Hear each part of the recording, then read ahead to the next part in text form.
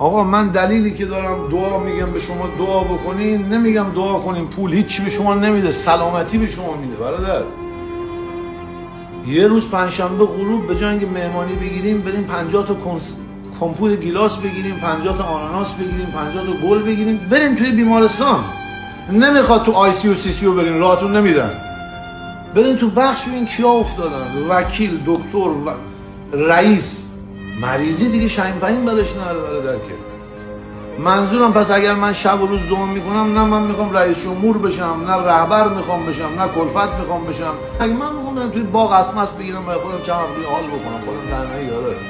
من جمال بازم دایی، من با پروردگار رو من یه دو تا پروانه میاد بغلم میشینه میگم او این امیر و شاهین و دو رفیقای من که مردنن. من فازم اینه برادر.